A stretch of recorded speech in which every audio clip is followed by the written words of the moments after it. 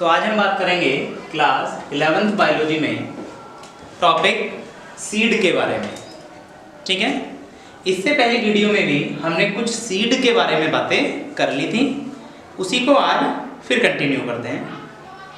देखो, कल हमने एक बात ये पढ़ी थी कि सीड क्या है कि जब फर्टिलाइजेशन होगा तो फर्टिलाइजेशन के बाद जो ओव्यूल है, जो बीजांड है, ठीक है, वो सीड में चेंज हो जाता है। ये बात हमने कल पढ़ ली थी।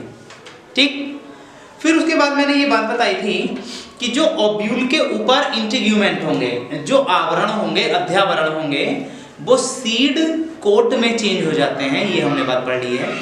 ठीक है, ऐसा हमने कल पढ़ लिया है। फिर हमने एंडोस्पर्मिक और नॉन एंडोस्पर्मिक सीड के बारे में पढ़ा है कि कुछ सीड तो ऐसे होते हैं कि उनमें एंडोस्पर्म पाया जाता है, तो उन्हें एंडोस्पर्मिक सीड, और कुछ सीड ऐसे होते हैं कि उनमें एंडोस्पर्म नहीं पाया जाता है, तो उन्हें हम नॉन एंडोस्पर्मिक सीड के नाम से जानते हैं। ठीक है, अब जैसे अगर हम आगे हम देखने वाले हैं स्ट्रक्चर ऑफ सीड। ठीक है भाई, स्ट्रक्चर ऑफ सीड। कल हमने एंडोस्पर्मिक, नॉन एंडोस्पर्मिक तक ये सारी बात पढ़ ली थी, लेकिन आज हम पढ़ेंगे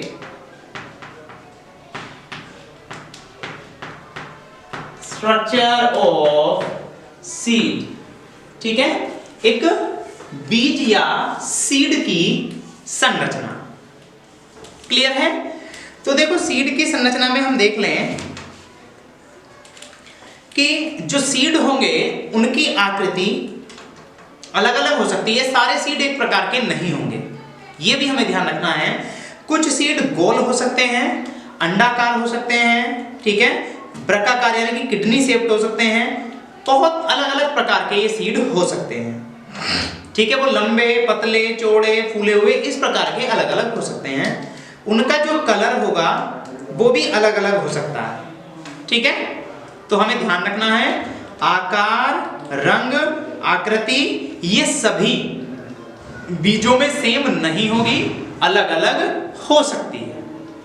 ठीक है भाई, अगर हम एक टाइपिकल सीड को देखते हैं तो किसी भी टाइपिकल सीड में हमें 3 भाग दिखाई देते हैं भाई।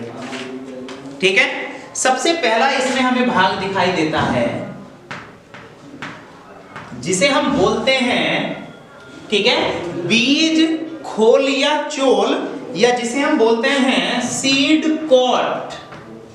ठीक है, सीड कोट। कोट का मतलब आवरण से है, अर्थात बीज के ऊपर जो कवच पाया जाता है, बीज कवच या बीज आवरण या बीज खोल, ये हमें ध्यान रखना है। तो ध्यान देंगे, सीड के ऊपर पाए जाने वाले खोल को, कवर को हम सीड कोट के नाम से जानते हैं। ठीक है, अब ध्यान ये रखेंगे, ये जो सीड कोट होगा वो 2 लेयर से मिलकर बना हुआ होगा। ठीक है, जिसमें से जो बाहरी आवरण होगा वो टेस्टा कहलाएगा, और जो अंदर का होगा उसे हम टेगमन कहेंगे। ठीक है, सीड कोट क्या है? ये सीड का आवरण है। ठीक है, आवरण है जो 2 भागों से मिलकर बना होगा, 2 परतों से मिलकर बना होगा। ठीक है, जो 2 परतों से मिलकर बनता है। ठीक है, 2 परतों से मिलकर बनेगा। बाहरी परत ये कहलाती है, ध्यान रखेंगे, टेस्टा, और भीतरी परत को हम ये शब्द कहते हैं, ध्यान रखेंगे, टेगमेन। ठीक है, रियल में टेस्टा थोड़ा सा थिक होगा, मोटा होगा, और टेगमेन ये पतली परत के रूप में होगा। हमें ये भी ध्यान रखना है। तो testa plus tegmen is equal to seed coat, ये हमें ध्यान रखना है। क्लियर है? यहां तक इतनी बात हमें ध्यान रखनी है। ठीक है, आगे भी हम देख लेंगे और इसी के बारे में कि बीज के एक सिरे पर एक छिद्र होता है, ठीक है, जिसमें से होकर जल बीज के अंदर प्रवेश करता है, इसे माइक्रोपाइल कहते हैं, ठीक है। वह स्थान जहां पर बीज फल भित्ति के साथ लगा रहता है उसे हाइलम कहते हैं, और हाइलम के पीछे की ओर एक रेखा होती है जिसे रफे कहते हैं, ठीक है। ये ध्यान रखेंगे, माइक्रोपाइल हमें पता है जो ओब्यूल का छिद्र है। ये अगर मैं ओब्यूल की स्ट्रक्चर यहां बनाता हूं ऐसे, ठीक है, ये एक हमने ओब्यूल बनाया है,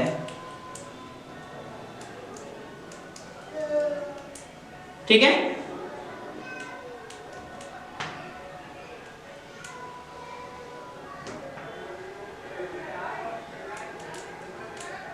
ठीक है, अब इस ओब्यूल पर दो लेयर होंगी, यहीं देखते हैं। एक होगी ये पतली,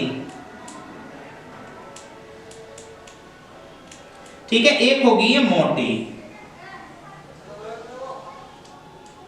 ठीक है भाई। अब ध्यान देंगे, यहीं पर एक स्ट्रक्चर पाई जाती है फ्यूनिकल जिसे बोलते हैं। अब ये जहां पर जुड़ा हुआ है उस स्थान को बोलते हैं हम हाइलम। फ्यूनिकल जिस स्थान पर जुड़ा हुआ है उसे हम बोलते हैं हाइलम, ठीक है। ये कहलाएगा टेस्टा,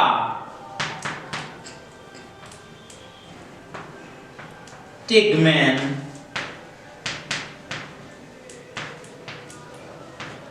ठीक है, माइक्रोपाइल। ये हमें ध्यान रखना है, क्लियर है। उसने यही चीजें सारी बताई हैं कि बीज के एक सिरे पर एक छिद्र होता है जिसे हम माइक्रोपाइल कहते हैं। वह स्थान जहां पर बीज फल भित्ति के साथ लगा रहता है हाइलम कहलाता है, और हाइलम के पीछे की ओर एक रेखा होती है जिसे रफे कहते हैं। तो हमने हाइलम देख लिया है, ठीक है। ये चीज हमें ध्यान रखनी है, ठीक। अगर हम किसी भी सीड को देखते हैं तो सीड पर जो हमें एक लाइन दिखाई देती है उस लाइन को हम बोलते हैं रफे, ठीक। ये बात ध्यान रखनी है। यही ओब्यूल सीड में चेंज हो जाएगा तो सीड के ऊपर टेगमन और टेस्टा आ जाएंगे, यहाँ एक चिन्ह बना रह जाएगा उसे हाइलम कहेंगे, और सीड में एक छिद्र रह जाएगा जिसे माइक्रोपाइल कहेंगे, ठीक है। अभी तो ये ओब्यूल है, लेकिन आफ्टर फर्टिलाइजेशन ये सारी की सारी चीजें चेंज हो जाएंगी। आगे हम देख रहे हैं, इसी में एक दूसरा पार्ट है। पहला पार्ट तो सीड था, दूसरा पार्ट है एम्ब्रियो। पहला सीड कोट है और दूसरा है एम्ब्रियो, ठीक है। यह बीजावरण के अंदर एक स्थित शिशु पौधा है। तो ध्यान रखेंगे, जो एम्ब्रियो है वो सीड कोट के अंदर एक नन्हा छोटा सा पौधा है, शिशु पौधा है, ठीक है। देखते हैं एम्ब्रियो में, और उसमें भी हम देखेंगे कि इसमें हमें दो चीज देखने के लिए मिलेंगी। एक चीज देखने के लिए मिलेगी कोटलीडॉन्स और दूसरा मिलेगा टेगलम, ठीक है। तो पहला इसमें होगा कोटलीडॉन। एक चीज है जिसे हम बोलते हैं कोटलीडॉन,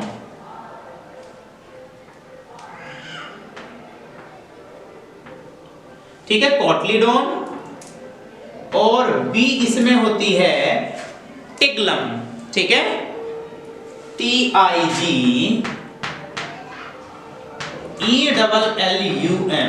ठीक है। एक पार्ट ये होगा और एक पार्ट ये होगा। ये दोनों ही पार्ट किसके हैं? एम्ब्रियो के। ये हमें ध्यान रखना है। अब देखते हैं कोटलीडॉन्स क्या हैं। तो देखो, यह भ्रूण की पत्तियां हैं, क्लियर है, एम्ब्रियो की पत्तियां हैं। इनकी संख्या एक हो सकती है या दो हो सकती है, ठीक है। और इनका कार्य होता है अपने अंदर भोजन को इकट्ठा रखना, ठीक। अब दूसरा देख रहे हैं हम, ये टेगलम क्या है?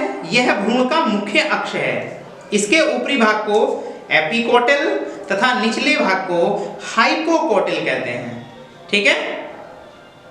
जो एपिकोटिल है उसके ऊपरी भाग को प्ल्यूमूल कहते हैं, जो ठीक है, स्टेम बनाता है। और जो हाइपोकोटिल है उसके निचले भाग को हम रेडिकल कहते हैं, जो रूट सिस्टम बनाता है। तो हम यहाँ एक डायग्राम की हेल्प से ये सारी चीज देखना चाहेंगे।